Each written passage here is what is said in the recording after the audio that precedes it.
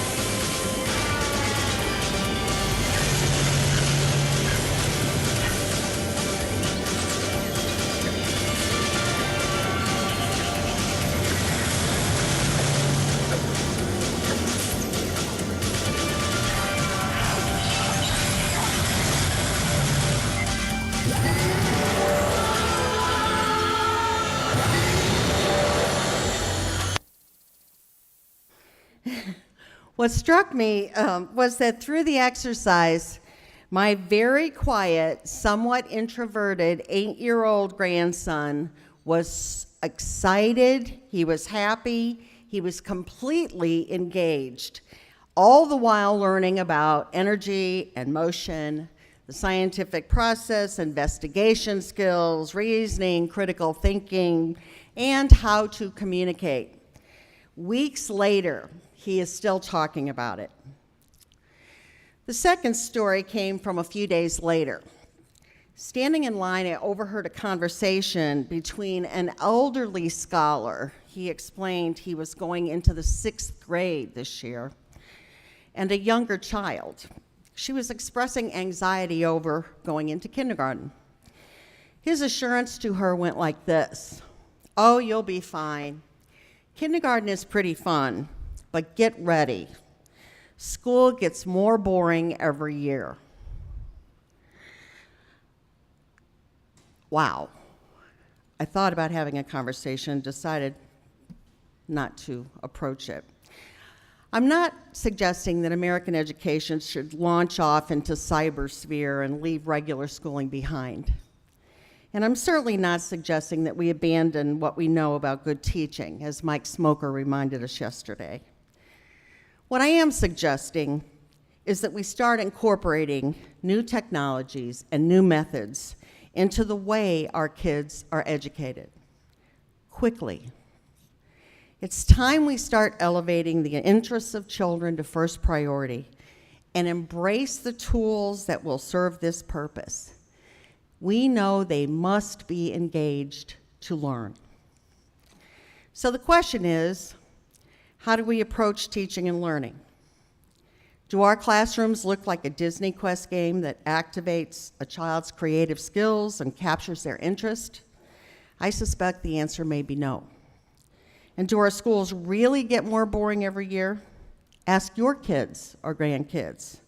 It's painful. How long must our kids wait for us to accept the fact that things ain't the way they used to be?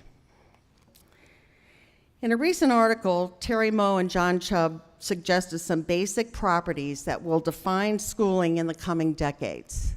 And while I'm sure that all of us could debate any or one or more of these points, I think they do offer some thoughts for us to consider as we move forward. First of all, schools will become hybrids of the traditional and the high-tech.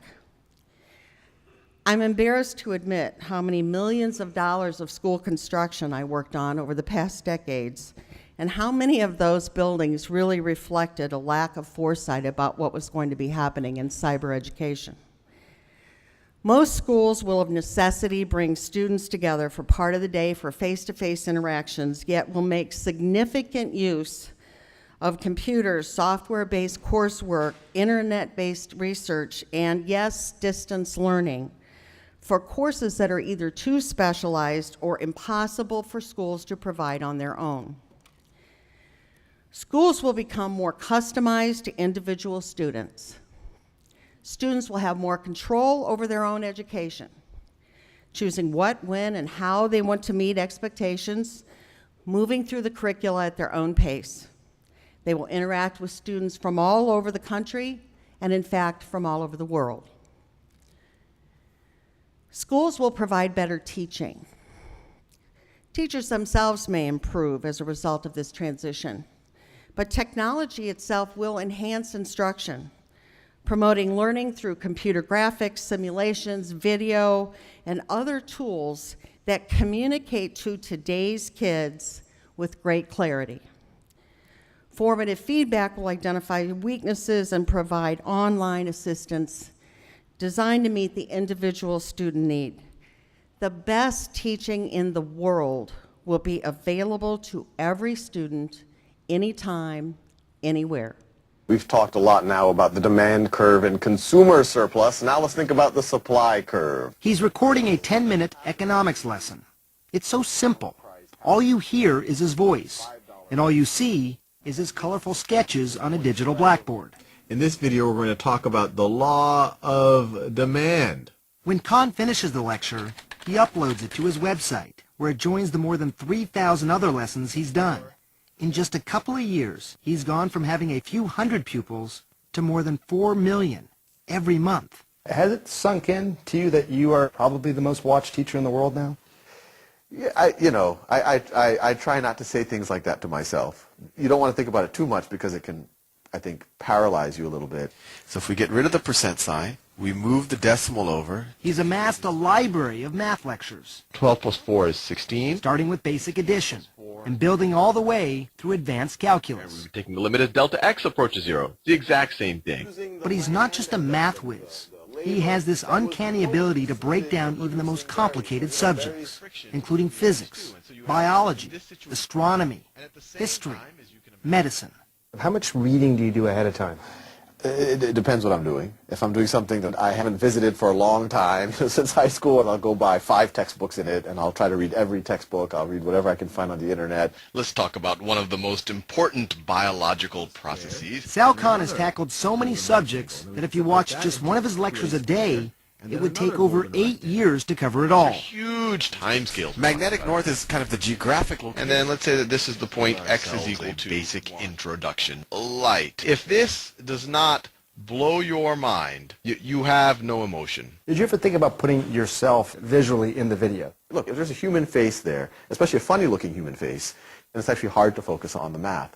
4,000 is 2,000 times 3 is 6,000. I don't have to shave. I don't have to comb my hair. I just press record, make a video. There might be spinach in my teeth. Who cares? The format is so simple. Why does it appeal to so many people? I've gotten a lot of feedback. It really does feel like I'm sitting next to the person and we're looking at the paper together. And let me get my trusty calculator out. I'm 95% of the time working through that problem real time, or I'm thinking it through myself if I'm explaining something. And to see that it is actually sometimes a messy process, that, you know, it isn't always this clean process where you just know the answer. I think that's what people like, the kind of humanity there.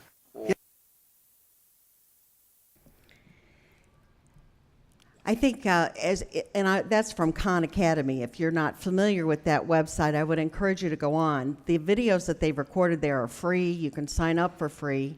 And they provide a lot of content, very rich content, not just from the gentleman you heard, but from others who have been hired, experts around the country, who provide really exceptional videos in math, science, and a few other areas as well.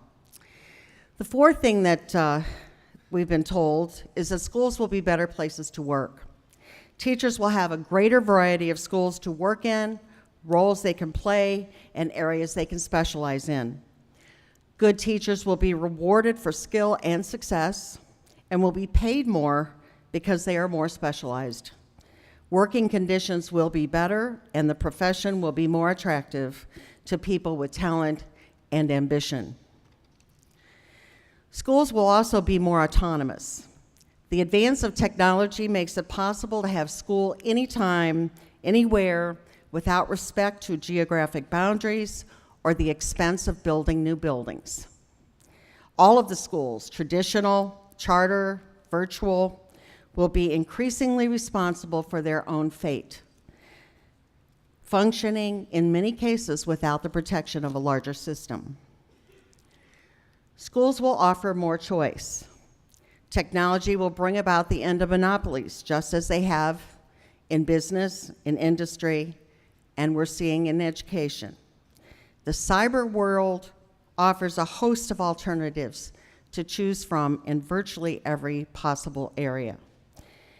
And like in business, with greater choices comes greater competition. All schools will be dependent on performance to attract support and customers. Schools will be more accountable. Yes, more. I know that may not be a popular notion, but greater competition will lead to greater accountability, not just from top-down bureaucracies, but from parents and students who vote with their feet if performance is unacceptable. And parents will want assurance that schools are preparing their children for jobs that actually will exist. Listen to what some of these might be. I'm not making this stuff up because this is the stuff that people are talking about at the conferences, which I am going to open. Think about the evolution of careers. Think about what is going to emerge here. Robotic pharmaceutical therapy monitors. We're entering a world of intelligent medicine. Medicine that actually, as you take it, has tiny sensors embedded in the pill so that it tracks internally how well it is working. We are witnessing the career of water footprint analysis. Water is one of the biggest challenges of our time. This region is in the midst of a huge water drought. And there is a career of people who are responsible for measuring the usage of water by people, industry, golf courses, anything else. We're witnessing careers of people known as vertical farming infrastructure managers. We're witnessing the careers of drone, helicopter insurance, crop risk management. I don't make this stuff up. That's what I was talking about with these farmers 2 weeks ago in this very area. We are in a world in which people are talking about vertical farm infrastructure managers. At that conference, what we were speaking about is that 70% of the Earth's population will be living in urban centers by the year 2050. Urban farming is becoming a major area of global growth with year-round crop production. You know, 1 indoor acre is the equivalent of 4 to 6 acres of crop. What is happening is here it virtually eliminates agricultural runoff. We can recycle the water. And not only that, we can generate energy through methane production. This is real stuff real people are talking about. Big, bold, transformative ideas. And what's the impact on you? Well, we got to think about the rapid emergence of new skills, new professions, the impact upon the existing skills and professions that we are providing testing capabilities for?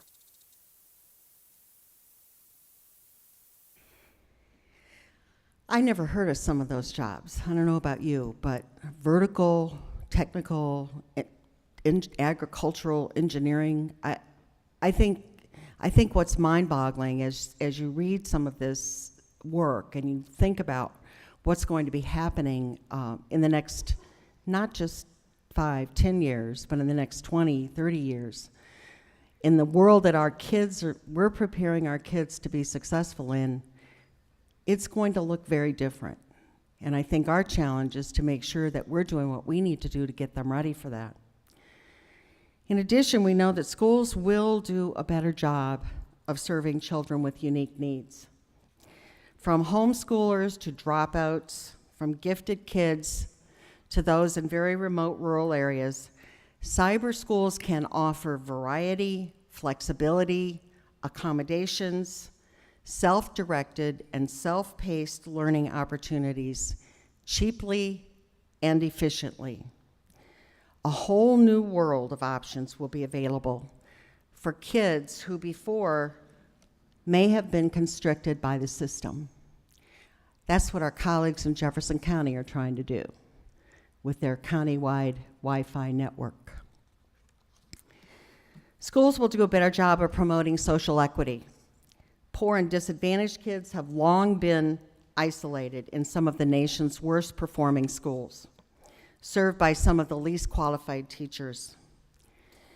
Through technology, these children have the opportunity to experience the same high quality curriculum, teaching, and interactions that kids in more affluent communities have always enjoyed.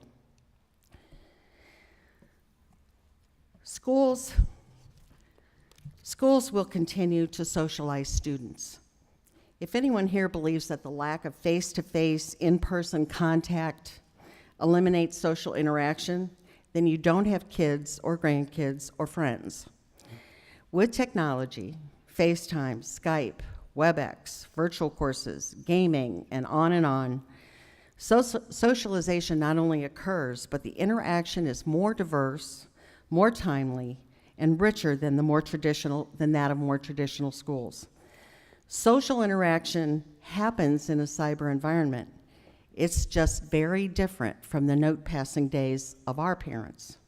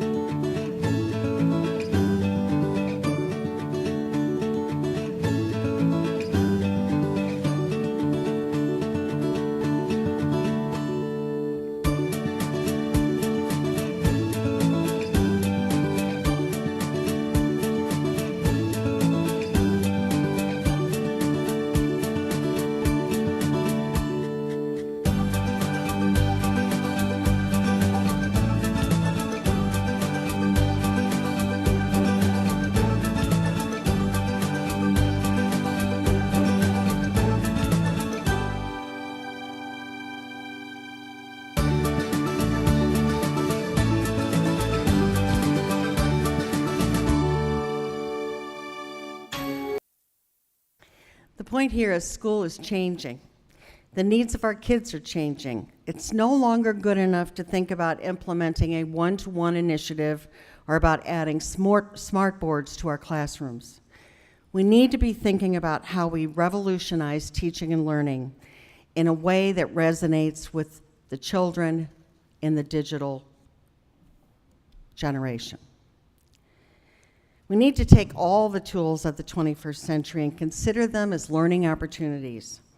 As Lee Sheldon pointed out, and if you haven't read any of his stuff, you might want to look at it, he is the pioneer in what they call gamification, meaning using games to teach critical information and skills to kids. The goal is to change the student's mindset to a mastery orientation, to promote motivation, engagement, and active learning, and to cultivate the 21st century skills that we want to see, like collaboration, problem solving, creativity, and systems thinking. And we must make this transformation quickly. The fact that unless schools move fast, be nimble enough to respond to demands, and generally keep up with change, they won't survive. Those of us who love public education must be the ones to lead this change. We have to take responsibility for reinventing teaching and learning, for moving from the Industrial Revolution one-size-fits-all model to a new and more effective one.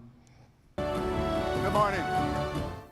These folks are in a space where the life cycle of a product is 6 months.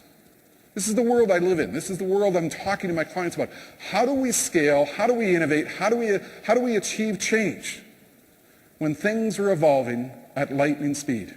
Rupert Murdoch, the media magnate, I mean, he observed it perfectly. The world is changing very fast. It's changing so fast.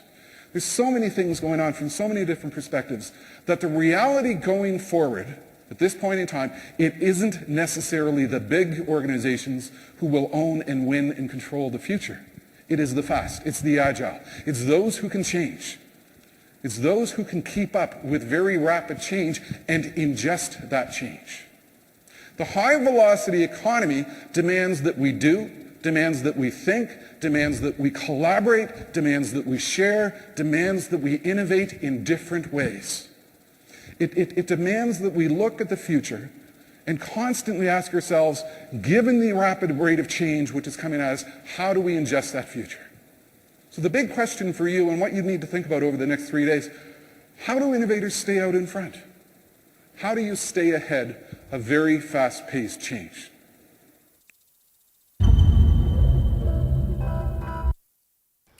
And it can be done. I see evidence all over the state of schools that are embracing change, moving quickly to a new model of education. In Cape Girardeau, teachers have been trained on using web tools, Google applications, and flipped instruction. In Liberty's new elementary school, the building has been designed to be open, flexible, and loaded with online connectivity. For the kids in these schools, cyberschooling has arrived. What about yours? It's an exciting and it's a wonderful time to be in public education. In almost 40 years, I don't recall a time when there have been so many new opportunities before us. I urge you to embrace the changes that are coming, to get excited about the opportunity to do something new and different and bold and meaningful. I'm confident that the leadership in this room, in our great state, will launch this transformation successfully. Our kids will benefit, your communities will benefit, and the state will benefit. I want to thank you for all you do to serve the children of our state each and every year. The job never gets easier, and I have tremendous respect for the work that you guys do each day. Please know that we will be with you through this change and others. We don't have all the answers. I don't know that any of us do. But we certainly need to approach the future with optimism, with curiosity, and with the dedication to getting the job done. Thanks so much. Have a good year.